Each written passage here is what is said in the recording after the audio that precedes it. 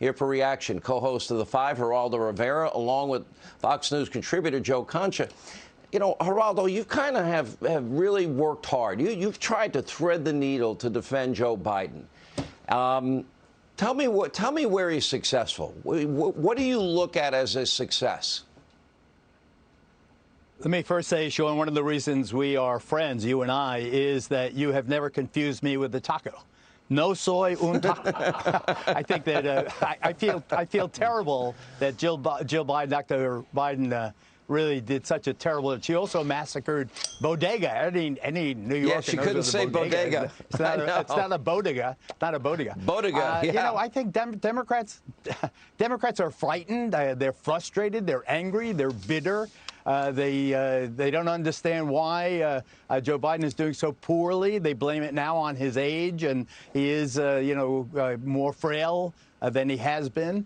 But I also think that when you shake it all down, and despite the alarming stories and the fact that so many Democrats are turning on Biden, including the New York Times and New York Magazine, bastions of the liberal establishment, it seems to me, I think that in a head-to-head between Biden and Trump, I think that the Democrats would say anybody but Trump, and we'll take Biden. However, if we have to carry him in on a stretcher, I don't know why they have unforced errors, though, Sean. I don't know why they can't seem more competent. The price of oil is going down finally. Inflation is pretty, didn't go skyrocketing beyond the 8.5 that it was. I don't think that they understand really that they are in charge and they can make it work, and they have to have confidence and rally around their guy rather than now, looking at them and seizing their every malaprop just as if they were Republicans, Sean. You know, the thing is, Joe Concha, Joe Biden is actually implementing everything that his party wants him to implement. So it's sort of like firing the coach because you can't fire the whole team. I don't see that he's deviated at all on any major issue from the Bernie Biden manifesto, from the AOC squad agenda. I think he's doing everything they want. It's the agenda that's failing. And yet they're blaming him. They want to get rid of him because why? He's embarrassing them on a daily basis? Well, precisely, Sean. I keep hearing about now suddenly Joe Biden's too old to be president, when 18 months ago when he was running for president, then it was perfectly fine. And it's almost an excuse that, well, if not for his age, then maybe things would be going better. No, it's always been about the policy. It's always been about the perspective and the things they want to implement. Like saying if we spend trillions of more dollars on top of the trillions we spend, that will lower inflation and the deficit. It's actually an argument that this president and this administration makes, which is complete and utter nonsense. And look, Joe Biden having these numbers, quite frankly, is one of the least surprising things we've seen in modern politics. I mean, this is a man who is profoundly below average in terms of a student, and oh, by the way, was a serial plagiarist all the way back to law school, and going through to the first time he ran for president, and then beyond that when he was a senator. He tells tall tale after tall tale as if he's, Brian Williams meets Jussie Smollett of politics, and he failed upwards through the Senate to the vice presidency and all the way to the presidency. And now he's polling lower easily than any first-term president from Truman to Trump. And when 2/3 of your own party is begging you not to seek a second act in running for re-election, that shows you he really had no base in the first place.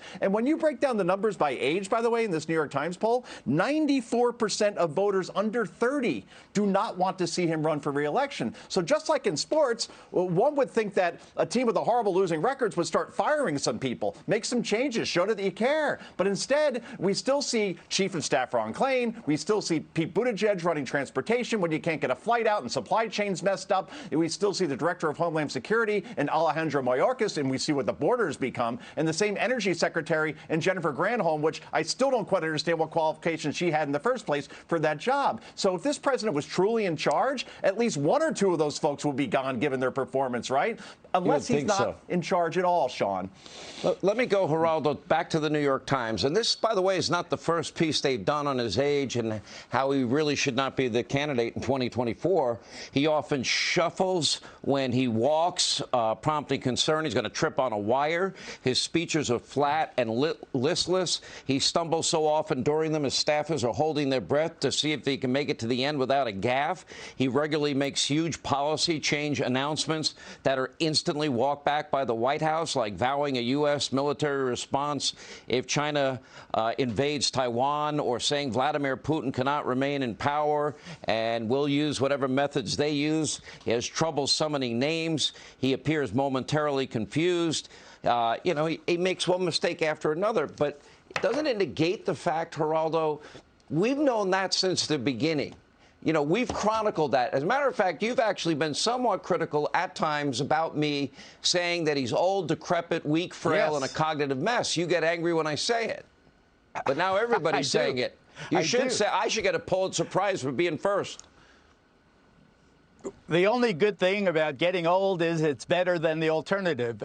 And watching the president as he does the old man shuffle, and how frail he looks now. I look at myself now in the movies from July 4th, my birthday, jumping off boats and stuff.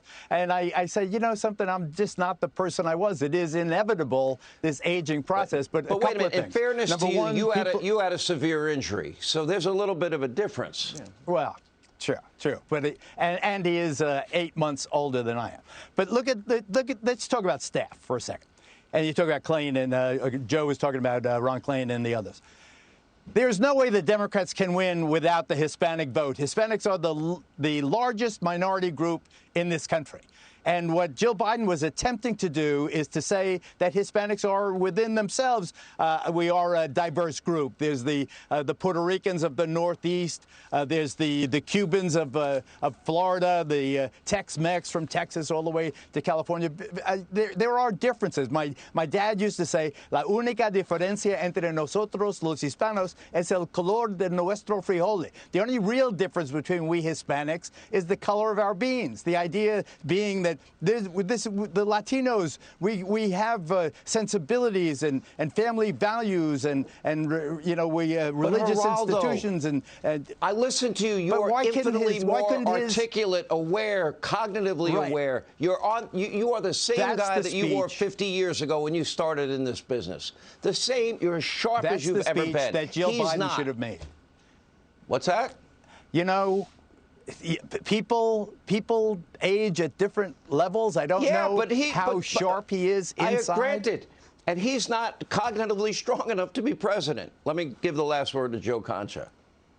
Well, in the end, I think, guys, when you look at 2024, the Democrats are between a rock and a very bad place. Kamala Harris is not remotely a good alternative unless you're thinking of opening up, a word salad bar. Gavin Newsom, here's his bumper sticker. Let me do to America what I did to California. Bernie Sanders, sure. Let's have a Democratic socialist president who could potentially be in his 90s in the Oval Office. The other names, unintentionally hilarious. Beto O'Rourke, my Senator Cory Booker, Spartacus, Elizabeth Warren. If the plan is let's run somebody who lost to Joe Biden in 2020, that dog don't hunt, Sean, Geraldo. No, it doesn't. All right, we're going to see very shortly. Joe Concha, Geraldo, thank you both. Now, hey, Sean Hannity here. Hey, click here to subscribe to Fox News YouTube page and catch our hottest interviews and most compelling analysis. You will not get it anywhere else.